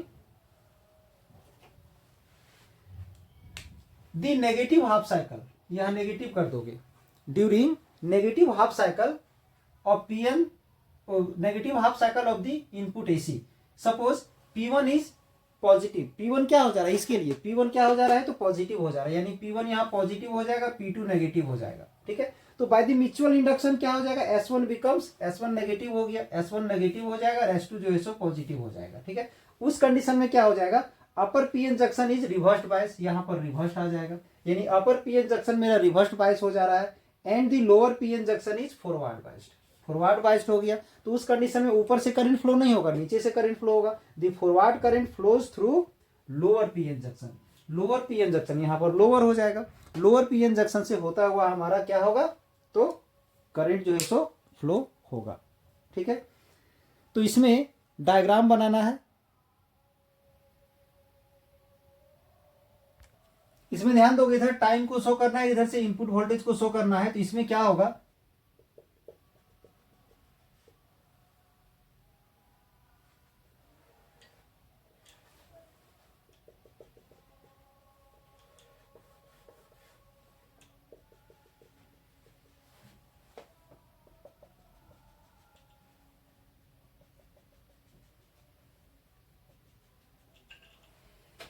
ये है मेरा इनपुट, जो दोनों साइकिल में करंट फ्लो हो रहा है, एक पॉजिटिव एक नेगेटिव, एक पॉजिटिव एक नेगेटिव, ऐसा। ठीक है, बट इसी में अगर हम आउटपुट में अगर आते हैं, यहां पर आउटपुट वोल्टेज लिख लोगे, इधर टाइम को शो कर दोगे। तो जब पॉजिटिव हाफ साइकिल हो रहा है इनपुट में, पॉजिटिव हाफ साइकिल का करंट दिया गया, तो उस समय हमारा ये करंट फ्लो हुआ। नेगेटिव हाफ साइकिल में भी फॉरवर्ड करंट ही फ्लो हुआ, फिर पॉजिटिव के लिए पॉजिटिव करंट ही फ्लो हुआ, फिर जो इधर आया नेगेटिव उसके लिए भी हमारा पॉजिटिव करंट ही फ्लो हुआ। मतलब इस तरह का डायग्राम यहाँ पर बन जाएगा, सेम हाइट का बनेगा, यहाँ पर छोटा बड़ा हो गया, अपना सेम हाइट का ड्रॉ कर लोगे, हाइट सबका सेम होगा। यहाँ लिखोगे आउटपुट वोल्टेज और इधर लिख दोगे टाइम। ठीक है, इस डायग्राम के बाद जो हम ऊपर स्क्रीन में लिख के रखे हैं उसको लिखना है। ठीक है, इसको बाद में लिखना है, इस डायग्राम के नीचे लिखना है आप लोग को। क्या लिखोगे, we observe that during both the cycle current flows across load R in same direction. मतलब दोनों साइकिल में देखा गया कि लोड से करंट फ्लो हो रहा है, वो भी सेम डायरेक्शन में, ए से बी की ओर। दस PN junction diode use as full wave rectifier, full wave rectifier के रूप में इसका हम लोग यूज कर रहे हैं। यहां पर ध्यान में देखोगे कि इस कंडीशन में भी इस लोड से जो करंट जा रहा है ए से बी की ओर आ रहा है, और इस कंडीशन में भी ए से बी की ओर आ रहा है। ठीक है,